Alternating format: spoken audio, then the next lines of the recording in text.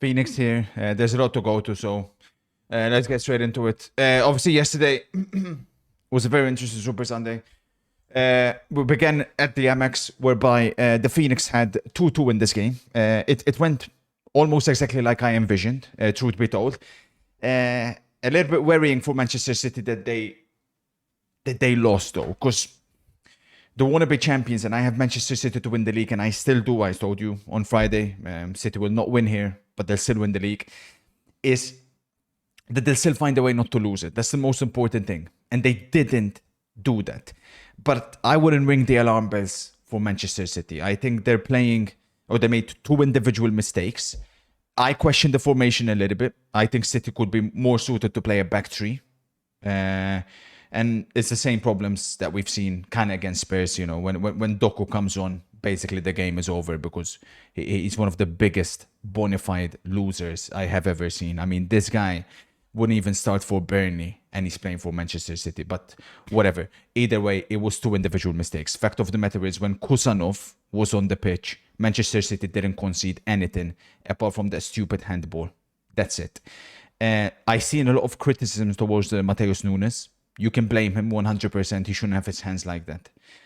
But he is 10 times the player Rico Lewis is. Watch what Rico Lewis does for the second goal that Manchester City conceded. I mean, amateur stuff.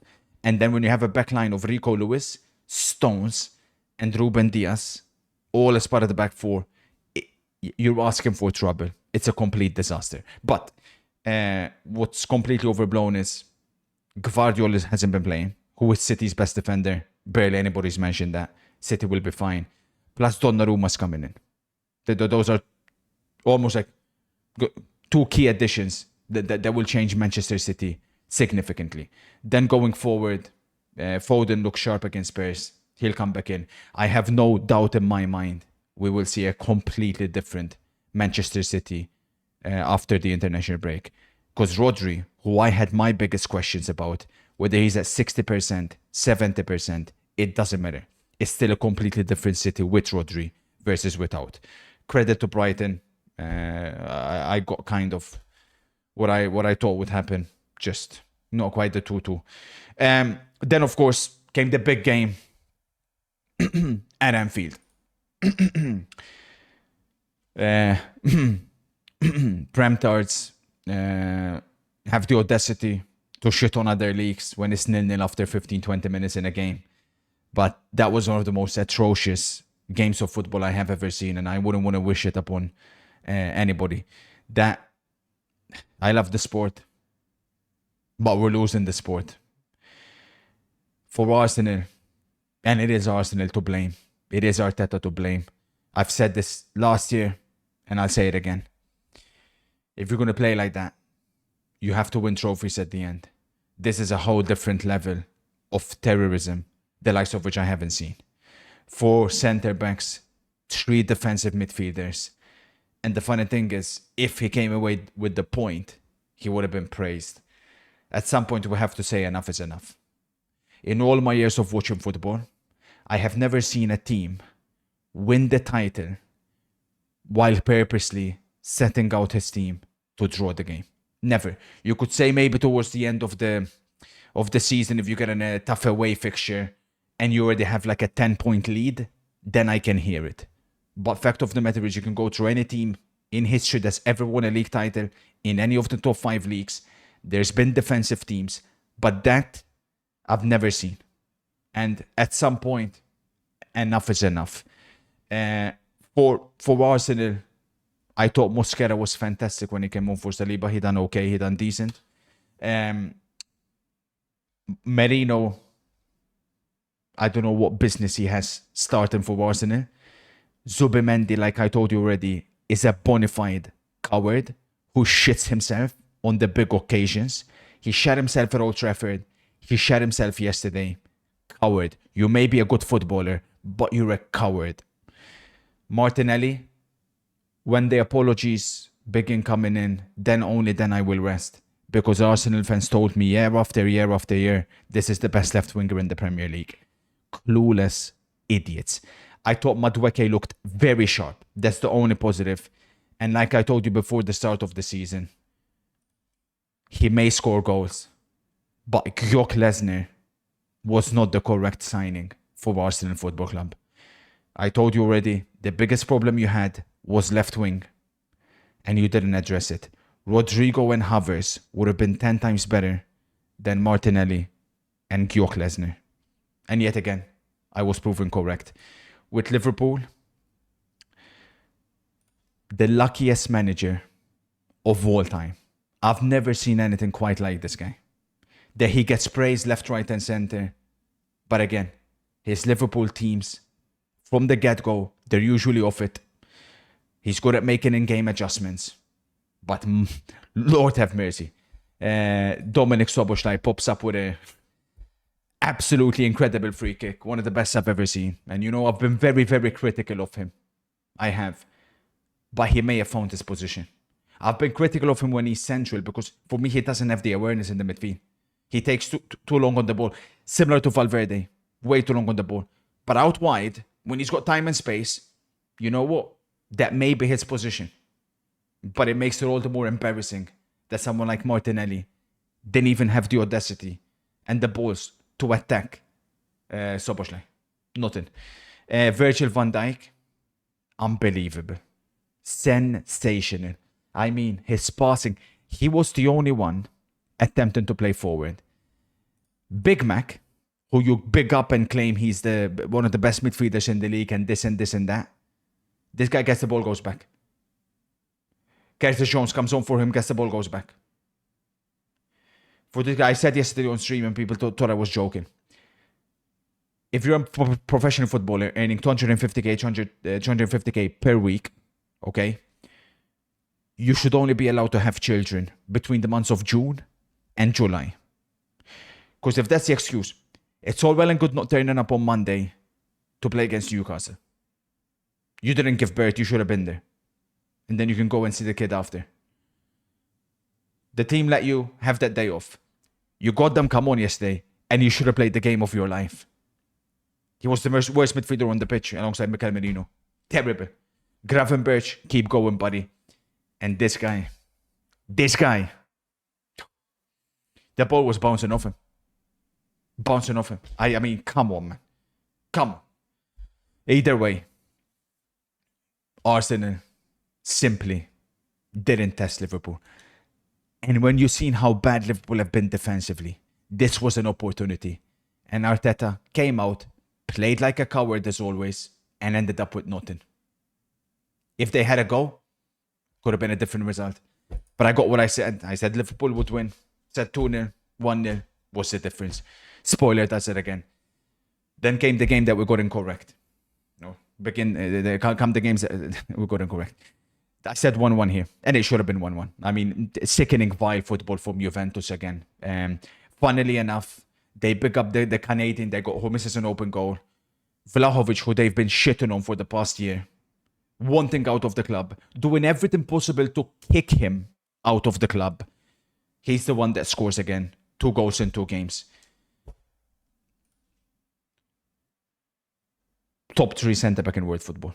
Bar none. If you know, you know. Disgusting.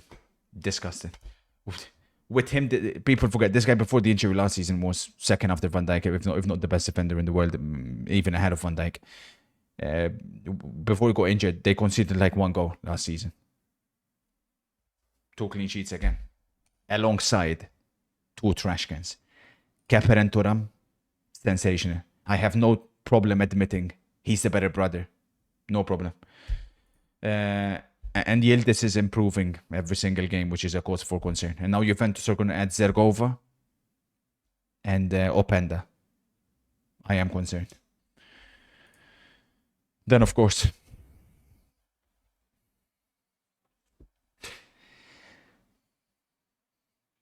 Kivu's first defeat as an Inter manager in Italy, and all the problems were there. This piece of shit, I defended you. I defended you throughout the whole of last season. Cost us a league title. Mistake after mistake after mistake. 24 years of age. And you come out again yesterday and you play the way you did. Bonafide loser. Marcus Thuram, the only player really that turned up yesterday.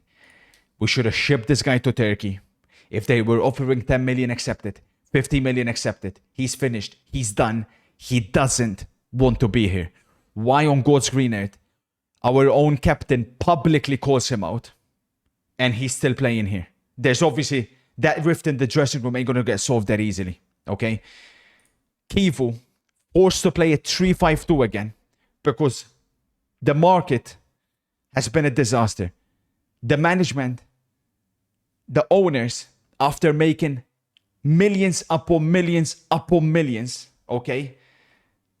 And we don't even have one signing that improves us in the starting 11. But maybe Sucic, who is still very raw. You look at the bench. Again, we improved the attackers, no doubt about it. But the key areas that needed to be improved, Acerbi still starting, Mkhitaryan still the first player off the bench, Çalhanoğlu starting, DeMarco starting, Sommer starting. After losing 5-0, imagine turning up with now on the exact same team as you kick off the new season. How does that make any sense? Only at Inter. And the management say we're not bringing any new players. Keep it up. Midfield, there's no defensive midfielder, which was the big problem last season. Turn up with the same exact thing. This Atta guy was looking like prime Zinedine Zidane, just slicing through us. Incredible goal. Soleil, who should have been an Inter player, delivers a man of the match performance as he absolutely locked up everything that we threw against him. Everything. But according to management, everything is fine. We sell Zalewski, who's the only guy that can take his man on in this freaking team. So I thought maybe bring someone in. No, nobody. We spent 25 million on a geezer called Andy Diouf, who isn't good enough to come on before Zielinski and before Mkhitaryan. Do you know how bad you have to be to not come on before those two players? And Juventus away next. They're making signings. We're standing still because apparently everything is fine. So obviously that was the game we got completely incorrect. And Udinese, by the way, they're one of the weakest teams in the league this season. Just a physical team, that's it. And the final game, I thought Barca would sneak a 2-1, but we got the Rayo plus 1.5, so nice chiching here. And to be honest with you, Rayo Vallecano should have won this game. For Barca, I think 7 points in 3 away games. It's not bad, but it's not the same Barcelona from last season. That is a given. But the key issue here is for Barcelona, the defense without Inigo Martinez is a disaster. He was their best centre-back last season. They look way more open. Dani Olmo, complete flop of a signing. And please explain to me how on God's green earth that was given a penalty. So apparently VAR happened to coincidentally switch off at the time when the ref decided to give that penalty. But if you're a referee, how can you still give that a penalty? Please explain that to me. It's impossible. You cannot. The same way, the corruption that exists, same way in the Inter game, a penalty gets given for Dumfries jumping up and the ball hits his hand. So all attackers have to do now is aim for the player's hands. There's technology. We've seen disaster in the Premier League yesterday. The shocking officiating. We have an incredible piece of technology and nobody knows how to use it. Or in the case in the Barca game, it wasn't even available. The pitch, I will say, for Rayo, that's a disgrace. And I don't know how Tebas is allowing this. Barca had to face the same thing last week against Levante. Those pitches, you cannot play a La Liga game on a pitch like that. That's acceptable for Sunday League, barely. Much less a La Liga game. Sickening stuff. But problems for Barcelona and problems for Hansi Flick to fix. Because Rayo were an absolute joy to watch. And Inigo Perez, this is one of the best managers in football coming up. Remember the name. As always, I done my team of the week and flops 11.